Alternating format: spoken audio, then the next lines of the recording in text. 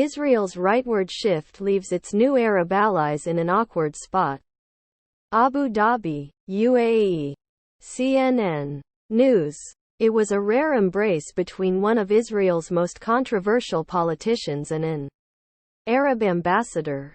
Itamar Ben Gvir and the United Arab Emirates Ambassador to Israel Mohamed Al Khaja clutched each other's hands in a warm greeting in Tel Aviv in early December. Birds of a feather flock together, wrote a columnist in Israel's left-leaning Haaretz newspaper, arguing that the Abraham Accords, which saw Israel gain recognition from 4 Arab states including the UAE in 2020, did little to moderate Israel's position on the Palestinians. Ben Gvir, he said, was a superstar in the UAE. Israel on Thursday swore in what is likely to be the most right-wing government in its history, led by 6-time Prime Minister Benjamin Netanyahu. Ben Gvir, an extremist who has been convicted for supporting terrorism and inciting anti-Arab racism, became National Security Minister. Bezalel Smotrich, who supports abolishing the Palestinian Authority and annexing the West Bank, became Finance Minister.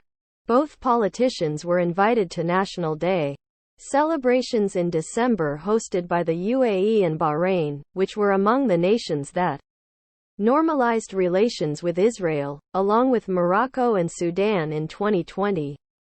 The Emirates are here to show that unity equals prosperity. Al Khaja was cited by the Times of Israel as saying at his country's National Day celebration, where he was photographed with Ben Gvir, "We will continue to use diplomacy to deepen connections through friendship and mutual respect.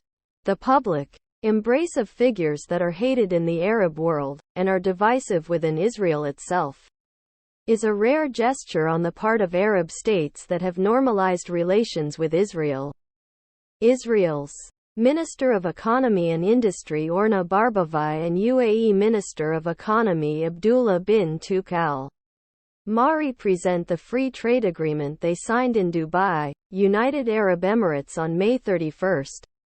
How the UAE went from boycotting Israel to investing billions in its economy in his phone call to congratulate Netanyahu on returning as Prime Minister. Egyptian President Abdel Fattah el-Sisi emphasized the need to avoid any measures that would lead to tension and complicate the regional situation. Jordan's King Abdullah II warned in a CNN interview last month that his nation was prepared for conflict should the situation change at Jerusalem's Al-Aqsa Mosque, of which he is the custodian. The rightward direction of Israeli politics puts Israel's new Arab partners in an awkward position regarding the Palestinian cause, which remains a central issue among Arab publics. It is awkward not just for us, in the UAE, but for everybody, in America, and all over the place. Abdulkhalik Abdullah, a political science professor in the UAE, told CNN, "It is a dilemma, but the way to deal with it is just to wait and see." An opinion poll by the Washington Institute for Near East Policy in July 2022 showed that support for the Abraham Accords had dropped in Gulf countries to a minority view, including the UAE and Bahrain, where more than 70% of the public views the agreement negatively. The data, however, also showed that around 40% of people in Saudi Arabia, the UAE and Bahrain support maintaining business and sporting ties with Israel. The normalizing states appear to be cognizant of that. On Friday, all 4 Arab states continued the tradition of supporting the Palestinians at the United Nations by voting at the General Assembly to seek the International Criminal Court's opinion on the legal consequences of Israel's occupation of Palestinian territories. Netanyahu called the vote despicable, but Israeli media has reported that behind the scenes, the Emiratis have also been sending messages of concern to Netanyahu about the inclusion of extremists in his government.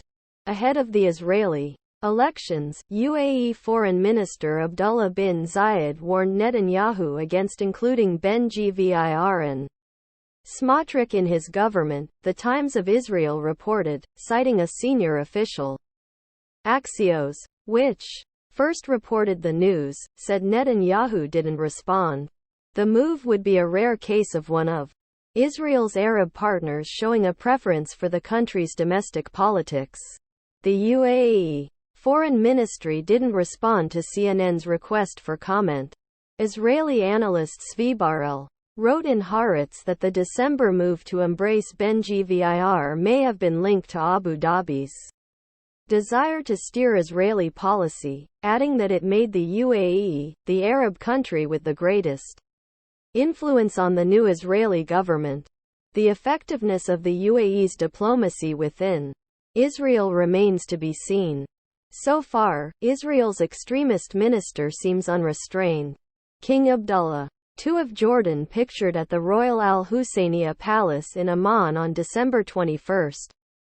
Jordan king warns of red lines in Jerusalem as Netanyahu returns to office less than a week since he was sworn in. Ben Gvir made a controversial visit to the Al-Aqsa Mosque compound escorted by Israeli police on Tuesday. The mosque, which lies in Israeli-occupied East Jerusalem, is in an area known to Muslims as Haram al-Sharif. It is the third holiest site for Muslims and the holiest for Jews, who know it as the Temple Mount. Under current arrangements, non-Muslims aren't allowed to pray there, and Ben Gvir wants to change that. The UAE strongly condemned Ben Gvir's visit without naming the minister, and called for the need to respect Jordan's custodianship of the holy site. It later joined China in calling for an urgent meeting of the UN Security Council on the matter.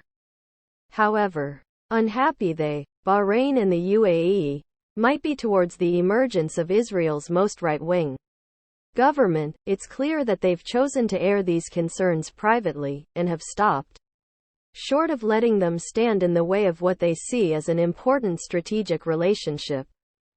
Elam Fakhro, a research fellow at the Centre for Gulf Studies at the University of Exeter, England, told CNN.